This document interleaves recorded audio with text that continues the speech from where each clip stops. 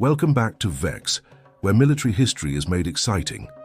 Long before the Persian Empire became the biggest empire the ancient world had ever seen, before it sent armies thundering across 3 continents, it was just a tribe, wild, proud, and sharp-eyed. In the beginning, the Persians weren't empire builders. They were horsemen, nomadic warriors. They lived in rugged lands, rode fast, and fought even faster. They weren't about walls and armor. They were about movement, flexibility, and striking hard where it hurt most. These early Persians fought in small, disciplined bands. They used hit-and-run tactics, ambushing enemies, then vanishing into the hills before a counterattack could come. They learned to adapt from every people they met: the mountain fighters of Elam, the cavalry masters of the Medes, the swift archers of the plains. So when Cyrus the Great came along, the man who would build the Persian Empire, he did not invent Persian warfare. He perfected it. Cyrus took those fast-moving, ambush-loving tactics and scaled them up. He combined brains with boldness. When he faced the mighty Lydian army, heavy cavalry, chariots, and thick lines of soldiers, Cyrus tricked them. He used camels, not horses. Their stench and snorting terrified the enemy horses, breaking the charge before it even began. That's the Persian strategy: clever, creative, ruthless. But Cyrus was more than a general. He was wise. He was known for his mercy as much as his might. When he conquered Babylon, he didn't burn it. He walked in peacefully and respected their temples, their gods, and their customs. He freed the Jewish people from captivity and sent them home. That's Persian power, strong enough to crush, wise enough to build. Cyrus used diplomacy as a weapon. He'd conquer a city, then offer kindness and freedom instead of chains. Many enemies joined him instead of fighting him. But make no mistake, if they resisted, Persian steel followed. As the empire grew, so did the army, and it became a monster, a military mosaic built from every corner of the empire. But Persian tactics never forgot their roots. At the front were the sparabara, shield bearers with massive wicker walls. They weren't tanks like the Greeks, but fast and maneuverable. Behind them, archers, not just 1 or 2, waves. Arrows flew like rainstorms, falling in endless sheets. They softened you up, wore you down, and then hit you from every side. And then came the immortals. The immortals were the core of the Persian army and the protectors of the King of Kings, the title the Persian emperors of the Achaemenid Empire called themselves. The immortals brought confidence to their nearby allies on the battlefield, for they were a symbol of Persian might and the deadliest warriors of the ancient empire. Dressed in shining scale armor, they marched in perfect silence. These 10,000 elite soldiers were said to never die, because every time one fell in battle, another took his place like a terrifying human hydra. Armed with spears, swords, and deadly arrows, they swarmed the battlefield like a black wave, softening enemies with endless volleys before rushing in to slice through the survivors. However, at the heart of Persian power was diversity and speed. This army had everyone: Egyptian axemen, Indian elephant riders, Scythian horse archers shooting while riding backward, Babylonian slingers, and mountain warriors from the Zagros. Persian generals didn't force everyone to fight the same way. They let them fight how they fought best, and combined it into a single devastating system. Early battles relied on classic step tactics: surround, confuse, ambush.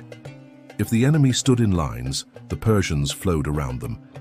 If the enemy charged, they disappeared like mist and came back from behind. They weren't about honor duels or square formations. They were about winning. When the empire stretched from the Indus River to the Mediterranean, Persian strategy evolved again. They mastered sieges, using sappers to dig under walls. They built bridges of boats to move armies across rivers.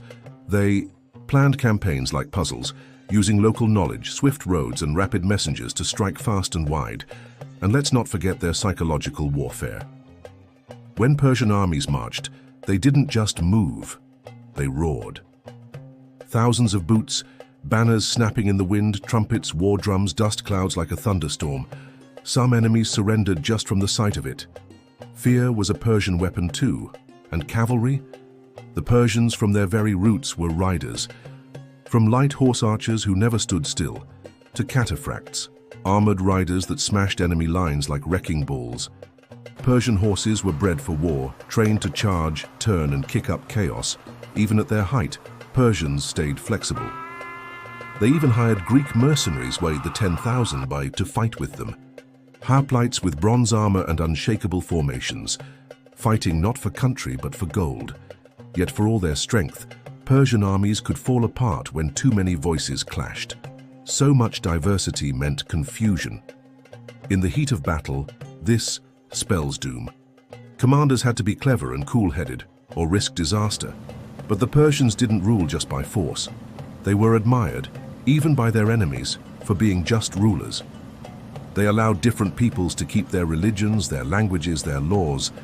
They didn't try to erase cultures, they preserved them. The Persians believed in balance, order and strength, law and respect, war and wisdom. Still, the Persians won more than they lost. Why? Because they never stopped learning. They blended old nomad tricks with new imperial power. They didn't just fight on one front, they fought on every front. Fast, flexible, and fearsome. They weren't just conquerors, they were strategists and statesmen. Too often, history compares Persia only to Greece, as though the two were locked in a duel of opposites. Yes, they were rivals. Yes, they clashed at Marathon and Salamis and Thermopylae. But Persia was so much more than their wars with Greece and Alexander the Great. While Greek city-states squabbled and warred among themselves, Persia united a vast empire under a code of tolerance. While Greek democracy served a narrow citizen class, Persian kings ruled over millions, managing dozens of cultures and faiths without annihilating them. When Greeks built temples, the Persians built an empire of roads, a postal system, and an early model of international law. Their architecture was monumental, like Persepolis, a stone dream carved into a mountain. Their kings weren't just warriors. They were builders, reformers, patrons of science, astronomy, agriculture, and art. So yes, the Persian Empire fell, but not before showing the world what true imperial mastery looked like. A balance of might and mercy, fear and fairness, discipline and diplomacy. So next time someone talks about the mighty Spartans or the brilliant Athenians, remember the mighty Persians, an empire that rose from horseback warriors into the most advanced military machine the ancient world had ever seen. And they didn't do it with brute strength alone, they did it with brains, bows, boldness, and a surprising amount of heart. If you like this video, smash that subscribe button and message us with what you'd love to see. Next, this is V.E.K.S, where we fire history into your home like a shower of arrows. See you next time.